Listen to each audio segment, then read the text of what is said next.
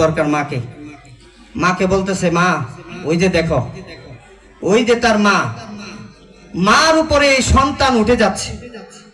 মানে আমরা যদি আমাদের মানুষদের সাথে যেটা বলি মার সাথে এগুলো করা যায়, নাউযুবিল্লাহ, এগুলো করা যায়, কিন্তু গরু তার বুঝে না, তাদের তো ওই জ্ঞান বুদ্ধি নাই। তো বাছুরটা তার বাছুর সেটা তার মার উপরে কি উঠে যাচ্ছে। এবার মাকে বলতেছে মা দেখছো এই গাভীটার বাছুর এটা, অথচ এই গাভীটার উপরে এই বাছুরটা তার সন্তান উঠে যাচ্ছে।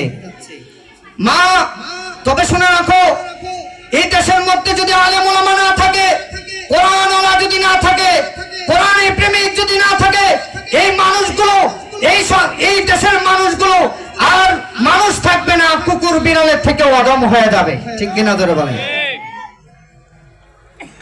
তখন দেখবেন ভাবির পেটে দেবরের সন্তান। অনেক সময় দেখা যাবে, অনেক সময় পত্রিকায় পেপার পত্রিকায় পাওয়া যায় যে মা সন্তান দুইজন মিলে অবৈধ কাজে লিপ্ত হয়ে গেছে, ভাই বোন লিপ্ত হয়ে গেছে। এগুলো কিসের কারণে হইতেছে ভাই? কোরআনের ইলম না থাকার কারণে। তা আল্লাহ বলতেছে আগে মানুষদেরকে কোরআন শিক্ষা দিয়েছি, তারপরে কি শিক্ষা দিলাম? তারপরে মানুষ বানাইলাম। তার মানে বোঝা গেল যাদের মধ্যে কোরআনে কারীমের জ্ঞান নাই, যাদের মধ্যে কোরআনে কারীমের ইলম নাই, যারা কোরআনে কারীমদেরকে ভালোবাসে না, যারা ওয়াজ মাহফিলকে ভালোবাসে না, যারা কোরআনের প্রেমিকদেরকে ভালোবাসে না, তারা প্রকৃত মানুষ হতে পারে না। এগুলো মানুষ নয়, উলাইকা কাল আনআম। ঠিক কিনা জোরে বলেন? আমার কথা নাকি আল্লাহর কথা? আরো জোরে বলতে হবে আল্লাহর কথা। যদি আমরা কোরআনের কথাই চলি, কোরআন যদি হাদিস আমরা মানি, দামি হব না কম দামি হব? দামি বানায় দিবেন কে? আরো জোরে বলেন, দামি বানাবে কে? আমরা যে এই মাহফিলে আসছি, আল্লাহ তাআলা আমাদের মর্যাদা বাড়ায় দিয়েছে। ঠিক কিনা জোরে বলেন? যারা এখনো এত সুন্দর মাহফিলে যারা আসতে পারে নাই, তাদের কি সম্মান? আজকে আপনাদের যে সম্মান, যে সওয়াব হয়েছে, যারা আসে নাই তাদের কি এরকম সম্মান সওয়াব হয়েছে? হয় নাই। এজন্য কোরআনে কারীম দেখলে সওয়াব, পড়লে সওয়াব, তার মজলিসে আসলেও সওয়াব। ঠিক কিনা জোরে বলেন? আমার ভাইরা, মুরব্বি বাবাজিরা, গভীর মনোযোগ। ছোট্ট করে আপনাদেরকে দিনের দাওয়াত নিয়ে আসছে। আমি ছোট্ট মানুষ, এলেম কালাম তেমন কিছু নাই, সাধারণ দোয়ার জন্য আপনাদের সামনে বসছি। বেয়াদবি মাফ করবেন, আমার থেকে জানলে শুননা অনেক জ্ঞানী গুণী এখানে আছে। আমি ছোট্ট মানুষ, আমি যতটুকু পারি কোরআন হাদিস থেকে বলার চেষ্টা করতেছি। আমার ভাইরা, কোরআন যদি আমরা পড়ি, কোরআনের ছায়া চলে যদি আসি, দিনের পথে যদি আসি, আল্লাহ তাআলা মর্যাদা বাড়ায়া দিবেন। ঠিক কিনা ধরে বলেন? হযরত ওমর রাদিয়াল্লাহু তাআলা আনহু যখন কালিমা পড়ে মুসলমান হয় না, কত সাহাবীদের জীবন সে নিয়েছে, রাসূলের দুশমনি করেছে। ঠিক কিনা জোরে বলেন? যে মুহূর্তে তার মধ্যে কোরআনের ছোঁয়া লাগছে, কোরআনের বাতাস লাগছে, কোরআনের ইলম তার ভিতরের মধ্যে ঢুকছে, আল্লাহ তাআলা এই ওমরকে আল্লাহ তাআলা দামি বানায়া দিয়েছেন। ঠিক কিনা জোরে বলেন? আল্লাহ তাআলা কেমন দামি বানাইছে? আসে মুবাশশির 10 জন সাহাবীর মধ্যে দ্বিতীয় নম্বরে হযরত ওমর। যে ওমর কথা বললে আল্লাহ তাআলা তার কথা অনুযায়ী কোরআনে কারীমের মধ্যে আয়াত নাযিল করে দিত। বলেন আল্লাহু আকবার। আল্লাহ নবী, বিশ্ব নবী যখন মেরাজে গেলেন, মেরাজে যাওয়ার পর আল্লাহ নবী জান্নাত জাহান্নাম 7 আসমান 7 জমিন, আল্লাহ নবী যখন 7 আসমান ভ্রমণ করলেন, সবকিছু দেখলেন, জান্নাত দেখলেন, আল্লাহ নবী তখন জান্নাতের মধ্যে সুন্দর একটা বালাখানা দেখে আসলেন। সাহাবী ওই ফেরেশতাকে জিজ্ঞাসা করলেন, ও ফেরেশতা, এত সুন্দর বালাখানা কার জন্য তৈয়ার করছো? এত সুন্দর বালাখানা কার জন্য তৈয়ার করছো? ফেরেশতা ডাক দিয়ে বলে, ও নবীজি, আমার মায়ের নবী, বিশ্ব নবী, তবে শোনেন, এই যে বালাখানাটা আর কেউ নয়, আর কেউ নয়, আপনার সাহাবী হযরত ওমরের জন্য আল্লাহ তাআলা স্পেশাল জান্নাতে বালাখানা তৈরি করছে। জোরে বলেন আল্লাহু আকবার। কিসের কারণে? জোরে বলেন, কিসের কারণে? কোরআনের ছোঁয়া লাগার কারণে, কোরআনে কারিমের ছায়াতলে আসার কারণে আল্লাহ তাআলা তাকে দামি বানায়া দিয়েছেন। ঠিক কিনা ধরে বলেন? আমার কোরআনে কারিমের ছাত্রদেরকে যদি ভালোবাসি, এই মাদ্রাসাকে যদি ভালোবাসি, তালেবে আলেমকে যদি ভালোবাসি, ওলামায়ে কেরামদেরকে যদি ভালোবাসি, সম্মান দিয়ে দিবেন কে? সম্মান বাড়ায় দিবেন কে? আরো জোরে বলতে হবে কে?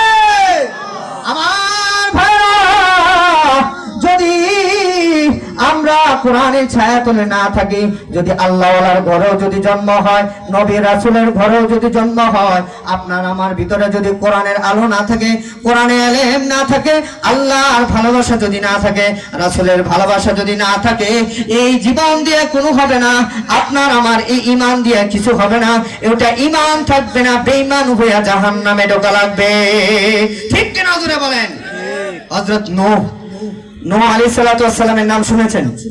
হযরত নূহ আলাইহিস সালাতু ওয়াস সালামের সন্তান, তিনি একজন নবী ছিলেন। তার সন্তান, নবীর সন্তান তো জান্নাতে যাওয়ার কথা। ঠিক কিনা জোরে বলেন? যেহেতু নবীর সন্তান, নবী জান্নাতে যাবে, নবীর সন্তান জান্নাতে যাওয়ার কথা না? কিন্তু নূহ আলাইহিস সালাতু ওয়াস সালামের সন্তান, নূহ আলাইহিস সালাতু ওয়াস সালাম যে দাওয়াত দিতেন সেটা তিনি মানতেন না। আল্লাহর হুকুম যেগুলো ছিল সেগুলো মানতেন না। তিনি যায় জালেমদের অন্তর্ভুক্ত হয়ে গেলেন, জালেমদের দলে চলে গেলেন। জালেমদের দলে যাওয়ার কারণে আল্লাহ তাআলা তাকে মুসলমানের খাতা থেকে নামটা কাটিয়া আল্লাহ তাআলা বেঈমানের খাতার মধ্যে নামটা দিয়ে দিলেন। ঠিক কিনা জোরে বলেন? এজন্য ভালোবাসতে হবে নাকি? কোরআনকে ভালোবাসতে হবে না? এই মাহফিল এখানে হয়েছে খুশি নাকি বেজার? আরো জোরে বলতে হবে, খুশি নাকি বেজার? অনেক দিন থাকবে, আলেম ওলামা থাকবে কিনা থাকবে না? আরো জোরে বলতে হবে, আলেম ওলামা থাকবে কিনা থাকবে না? আলেম ওলামা থাকবে, কারণ এই কোরআনকে ধ্বংস করা সম্ভব। এই কোরআনে কারিমের হেফাজত করছেন কে? আরো জোরে বলতে হবে কে? আল্লাহ তাআলা বলেন, ইন্না নাহনু নাযালনা الذكر وإنا له لحافظون।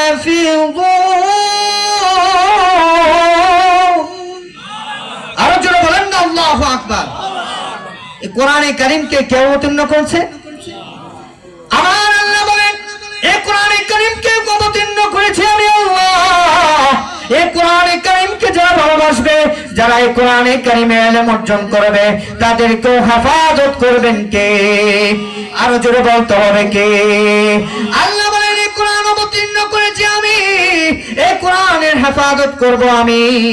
দুনিয়ার কোন রাম আর বাম, দুনিয়ার কোন নাস্তিক আর বেঈমান এই কোরআনের অবমাননা করা, এই কোরআনকে নিঃশেষ করা কোনোদিন পারবে না। ঠিক কিনা জোরে বলেন?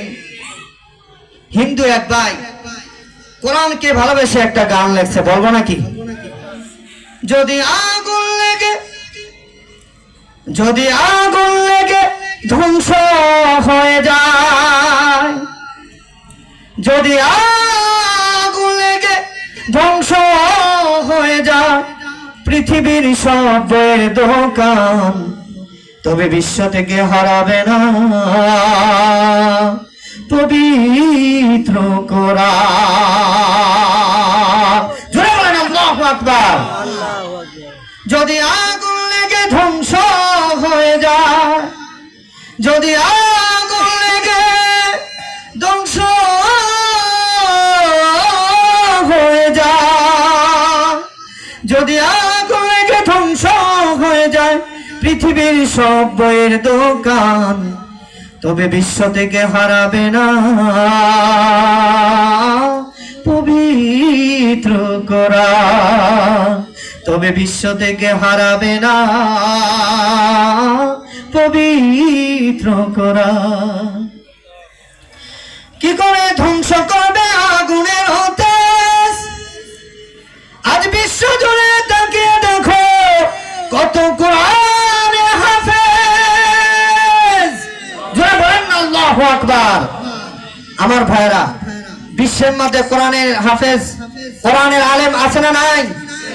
মনে করেন কোরআন পৃথিবীর মধ্যে যত লাইব্রেরি আছে সব লাইব্রেরি গুলো, কোরআনের লাইব্রেরি গুলো কথার কথা আল্লাহ না করুক জ্বালায়া দিল, ধ্বংস করে দিল। কোরআনের হাফেজরা কম্পিউটারের সামনে যে কোরআন তেলাওয়াত শুরু করবে, সাথে সাথে আবার কোরআন তৈরি হয়ে যাবে। যারা বলেন ঠিক কিনা? কোরআনের কারিমের যতই পৃষ্ঠা তোমরা নষ্ট করে দাও, এই সিনার ভিত্তিতে যারা কোরআন ধরেছে, এই কোরআন যারা নিজের দিলের মধ্যে যারা কোরআনকে আঁকড়ে ধরেছে, এই কোরআন শেষ করা যাবে না। ঠিক কিনা জোরে বলেন? এই কোরআনের ছাত্রদেরকে ধ্বংস করা যাবে? পারা যাবে না। এজন্য ভাইয়ের আমার, আমি বলতেছিলাম সূরাতুর রহমানের তাফসীর, এই সূরাতুর রহমানের তাফসীর যে আল্লাহ তাআলা বলতেছেন যে আমি মানুষকে কোরআন শিখাইছি, তারপরে মানুষ বানাইছি। ঠিক কিনা জোরে বলেন? আল্লাহ বলতেছেন আল্লামাহুল বায়ান, তারপরে মানুষদেরকে কোরআনে কারীম, হ্যাঁ, মানুষকে কথা বলার শক্তি দিছি। ঠিক কিনা জোরে বলেন? এই কোরআনে কারীমের এই সূরাতুল ইয়াসিন আর রহমানের আল্লাহ তাআলা একটা শানে নজুল দিছে। কি নিছে ভাই? প্রত্যেকটা সূরা একটা শানে নজুল আছে না? কেন আল্লাহ তাআলা এই পুরো সূরা বানাইছে? এই শানে নজুলটা শুনতে রাজি আছেন? জি, রাজি আছেন তো ইনশাআল্লাহ? ইনশাআল্লাহ। এই সূরা যখন আল্লাহ তাআলা নাযিল করার পূর্বে আল্লাহর নবী কোরআনের দাওয়াত দেয় কাফের বেঈমানদেরকে। কাফের বেঈমানরা কোরআনের দাওয়াত পাইয়া তারা বলতেছে মুহাম্মদ এতদিন ভালো ছিল, তার মাথা ভালো ছিল, আমরা তাকে উপাধি দিয়েছিলাম আল আমিন, হ্যাঁ, আল আমিন উপাধি দিয়েছিলাম। এখন দেখা যায় মুহাম্মদ তো পাগল হয়ে গেছে, মুহাম্মদ গণক হয়ে গেছে, মুহাম্মদ এগুলো কি বলে, মন গড়া কথা বলে, ছন্দ বলে, কবিতা বলে, কবি হয়ে গেছে। ঠিক কিনা ভাইয়েরা আমার? কাফের বেঈমানরা এগুলো বলতেছিল না? যখন আল্লাহ তাআলার কোরআনের কারীমের দাওয়াত দিতেছে, কাফের বেঈমানরা বলতেছে মুহাম্মদ, তোমার আল্লাহ যে আছে, তোমার আল্লাহ এই দুনিয়ার জন্য কি করে, কি দেয়, হ্যাঁ, তোমার আল্লাহ কি দেয়, কি করে? তখন আল্লাহ তাআলা সূরাতুর রহমান অবতীর্ণ করছে। বলেন আল্লাহু আকবার। এই সূরাতুর রহমানের মধ্যে একটা আয়াত আছে, আয়াতটা সকলে জানেন তো? বলবো? সকলের মনে আছে, সকলেই জানেন। فَبِأَيِّ آلَاءِ رَبِّكُمَا تُكَذِّبَانِ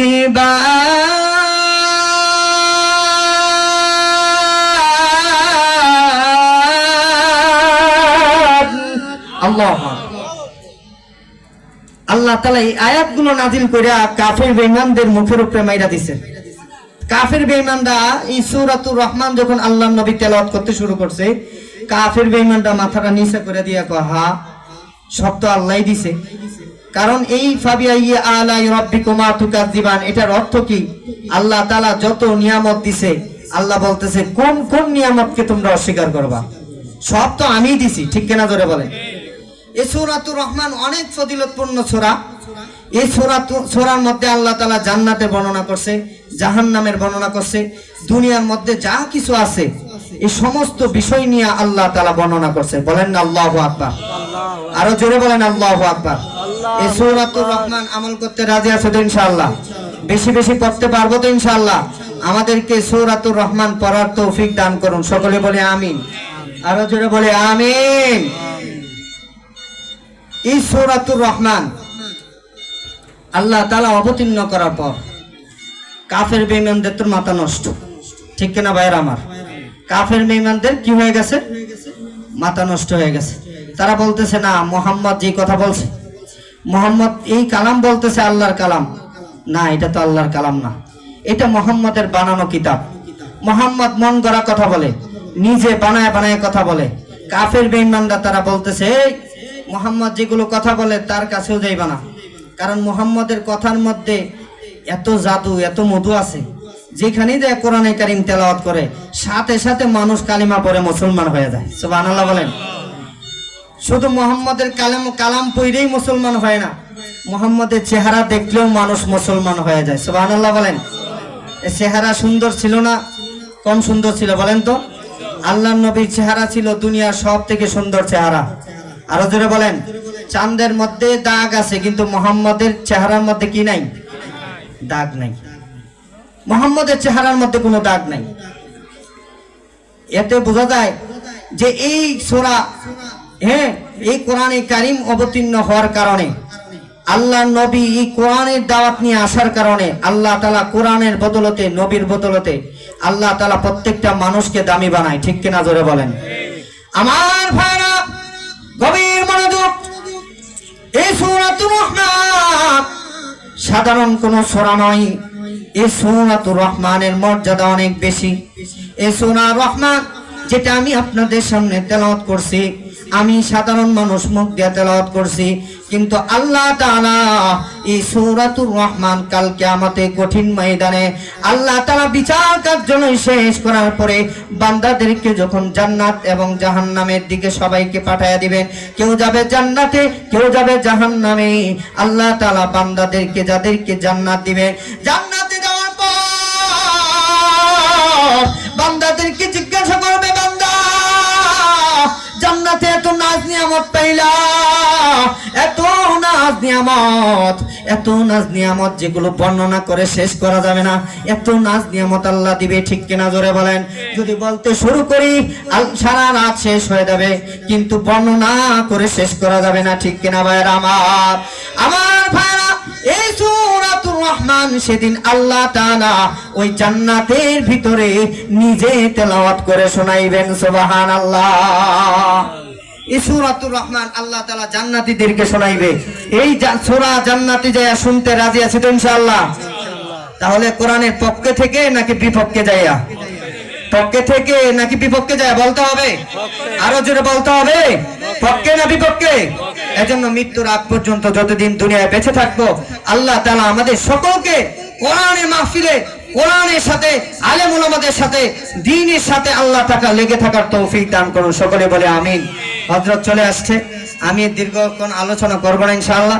এই মুহূর্তে আমি আমার আলোচনা শেষ করতেছি। সবার কাছে দোয়া চাই, আমি আপনাদের জন্য দোয়া করি, আমার জন্য দোয়া করবেন। আল্লাহ তাআলা আমার ইমানে আমলে এবং আপনাদের ইমানে আমলেও আল্লাহ তাআলা যেন বারাকা দান করে। সকলে বলে আমিন। ওয়া আখির দাওয়ানা আলহামদুলিল্লাহি রাব্বিল আলামিন। আসসালামু আলাইকুম ওয়া রাহমাতুল্লাহি ওয়া বারাকাতুহু। আমাদের স্টেজে এসে বসে পড়ুন। প্রিয় উপস্থিতি, আজকে আমরা যে জান্নাতের বাগান দেখতে পেয়েছি, আগামীকাল আর এই বাগান থাকবে? থাকবে না। এই জায়গা পড়ে থাকবে, কিন্তু এখানে আর এই জান্নাতি প্যান্ডেল থাকবে না। কথা বলেন ঠিক কি না? তো আপনারা, আমরা জানি মৃত্যুর পরে আমরা জান্নাত পাবো কি পাবো না, এটা কি কেউ বলতে পারি? পারি না। তবে দেখেন, মৃত্যুর পরে জান্নাত পাবো কিনা জানি না, দেখতে পাবো কিনা তাও জানি না, কিন্তু প্রিয় উপস্থিতি একটু